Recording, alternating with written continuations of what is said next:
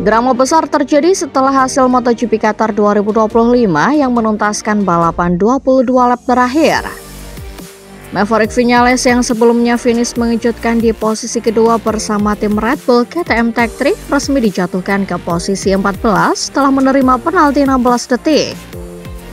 Viñales tampil memukau dengan finish di posisi kedua. Namun tak lama setelah finish, ia langsung menghadapi investigasi terkait pelanggaran tekanan ban. Sekitar 1 jam setelah hasil balapan MotoGP Qatar 2025 keluar, steward FIM MotoGP resmi menjatuhkan hukuman kepada Viñales. FIM menyatakan Viñales menjalankan motornya dengan tekanan ban di bawah ambang batas yang diizinkan selama balapan utama di sirkuit Lusail, Qatar. Untuk diketahui, sejak pertengahan musim 2023, semua pembalap MotoGP diwajibkan menjaga tekanan ban, baik depan maupun belakang, di atas ambang tertentu sekitar 1,80 bar selama durasi tertentu dalam balapan.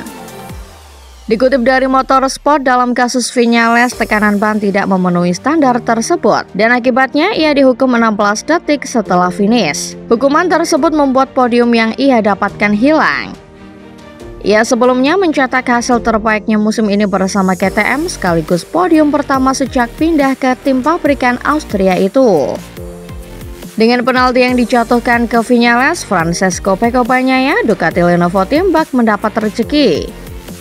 Setelah sebelumnya finish di posisi ketiga, kini ia resmi naik ke posisi kedua di belakang Marc Marquez yang memenangkan balapan. Hal ini memberi Bagnaia tambahan 4 poin penting dalam perebutan gelar juara dunia 2025, mempersempit selisihnya dengan Marquez menjadi 26 poin. Selain Bagnaia, Franco Morbidelli juga mendapat berkah dari penalti itu. Ia resmi naik ke posisi ketiga, meraih podium kedua dalam 3 balapan terakhir.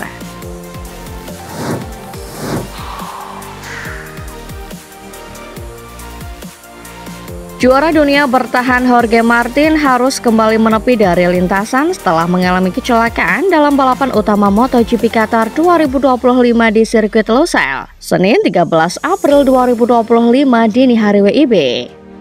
Kecelakaan ini membuat Martin mengalami cedera paru-paru serius, pneumotoraks, dan harus menjalani rawat inap lanjutan di Rumah Sakit Umum Hamad Doha. Awalnya, insiden Martin di lap ke-10 terlihat cukup biasa. Namun situasi memburuk saat sang pembalap Aprilia langsung menerima perawatan medis di pinggir lintasan. Belakangan diketahui ia mengalami trauma dada dengan kontosio tulang rusuk di sisi kanan dan pneumotoraks. Itu adalah kondisi ketika udara masuk ke rongga pleura dan mengganggu fungsi paru-paru. Menurut laporan Motorsport, pemeriksaan lanjutan menggunakan CT scan menunjukkan peningkatan volume pneumotoraks. Dokter pun harus melakukan tindakan drainase untuk menyedot udara berlebih dan menstabilkan kondisi paru-parunya. Insiden ini menjadi kemunduran besar bagi Martin yang sebelumnya sudah absen di 3 seri awal musim 2025 karena 2 kecelakaan terpisah di pramusim. MotoGP Qatar 2025 ini adalah balapan perdananya musim ini, di mana ia sempat menunjukkan sinyal positif meski belum sepenuhnya pulih dari cedera tangan kiri. Target Jorge Martin di GP Qatar 2025 sebenarnya tak muluk-muluk. Ia hanya ingin menuntaskan balapan utama yang berlangsung selama 22 lap. Martin sempat menyelesaikan balapan sprint pada Sabtu dan memulai balapan utama dari posisi ke-14. Hanya 1 posisi di belakang rekan setimnya Marco Bezzecchi. Namun, takdir berkata lain. Belum mencapai pertengahan lomba, Martin kehilangan kendali atas Aprilia RACP miliknya di salah satu tikungan. Ia terpental keras dan terseret sejauh sekitar 10 meter. Saat tim medis datang memberi pertolongan, Martin langsung mengeluhkan nyeri di bagian dada. Beberapa laporan menyebut Fabio Di Giannantonio sempat menabrak bagian belakang motor Martin secara tidak sengaja sebelum insiden terjadi. Dan memang dalam tayangan ulang hal tersebut seperti terjadi, meskipun belum ada konfirmasi resmi apakah itu berkontribusi terhadap kecelakaan. Dengan cedera serius ini, Martin dipastikan akan menjalani masa pemulihan tambahan yang bisa memperpanjang waktu absennya dari musim 2025.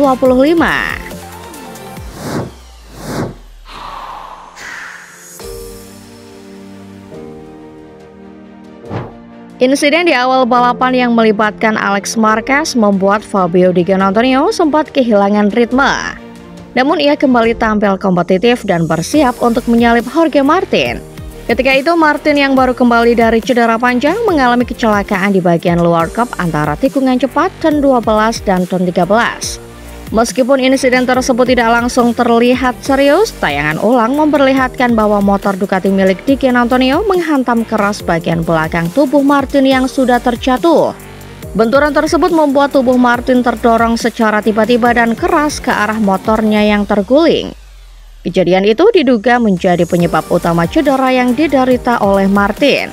Pihak tim Aprilia kemudian mengonfirmasi bahwa Jorge Martin mengalami pneumotoraks atau paru-paru tertusuk dan patah tulang rusuk. Kondisi ini memerlukan perawatan intensif dan observasi di rumah sakit selama beberapa hari. Di Giannantonio mengaku belum mengetahui tingkat keparahan cedera Martin saat berbicara kepada media usai balapan. Ia mengira Martin tidak mengalami luka serius. Namun ia menjelaskan bahwa sepanjang sisa balapan pikirannya dipenuhi rasa khawatir akan kondisi Martin. Di Giannantonio menilai bahwa momen tersebut sangat menakutkan baginya. Ia menggambarkan situasinya saat berada tepat di belakang Martin yang terlihat melebar sedikit dan sedang berada dalam jalur yang sama ketika tiba-tiba mengalami kecelakaan. Di Giannantonio yang melaju dengan kecepatan tinggi sekitar 160 hingga 200 km per jam merasa tidak punya ruang atau waktu untuk menghindar. Ia mengungkapkan bahwa selama balapan dirinya tetap berusaha tampil maksimal, namun tidak bisa lepas dari kekhawatiran akan kondisi Martin. Di Giannantonio juga menyatakan bahwa setelah balapan usai, ia sengaja berhenti di depan garasi tim Aprilia karena ingin segera mendapatkan kabar langsung mengenai keadaan Martin. Selain itu, Di Giannantonio mengaku terkejut karena balapan tidak dihentikan dengan bendera merah. Ia menilai bahwa tidak adanya red flag mungkin menjadi indikasi bahwa kondisi Martin tidak terlalu parah. Namun ia juga menggambarkan bahwa momen itu sebagai pemandangan terburuk yang pernah ia alami dalam hidupnya sebagai pembalap.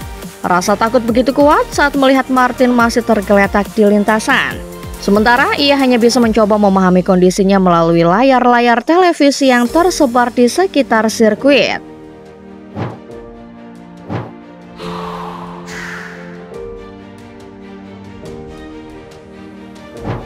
Marc Marquez berhasil meraih kemenangan ganda di Grand Prix Qatar, termasuk pole position dan kemenangan dalam balapan utama. Ia menganggap hasil ini sebagai cara terbaik untuk merespon para rivalnya, terutama setelah insiden di Austin. Marquez menjelaskan bahwa ketika menghadapi situasi sulit, ia mampu menunjukkan performa terbaiknya. Sementara dalam kondisi yang lebih mudah, ia cenderung melakukan kesalahan. Dalam balapan, Marquez mengubah pendekatannya dengan menerapkan strategi yang berbeda. Ia fokus mengelola ban depan dan menjaga performa motornya. Marquez mengaku bahwa kontak dengan saudaranya Alex Marquez membuka peluang bagi Franco Morbidelli untuk menyalip. Namun ia tetap tenang dan menunggu momen yang tepat untuk menyerang. Ketika Maverick Viñales mendekat, Marquez awalnya mengira itu adalah Pedro Acosta. Tetapi kemudian menyadari bahwa itu Viñales yang tampil sangat kompetitif. Marquez menilai bahwa kemenangan ini sangat penting, terutama karena sirkuit Qatar bukanlah favoritnya. Ia menyatakan bahwa keberhasilan ini menunjukkan bahwa ia mampu beradaptasi dan tetap kompetitif di berbagai kondisi. Marquez juga mencatat bahwa kehilangan bagian kecil dari aerodinamika motornya tidak memengaruhi performanya secara signifikan. Secara keseluruhan, Marquez merasa bahwa kemenangan ini memberikan motivasi tambahan dan membuktikan bahwa ia masih menjadi pesaing utama dalam kejuaraan. Ia menekankan pentingnya strategi dan adaptasi dalam menghadapi berbagai tantangan di lintasan.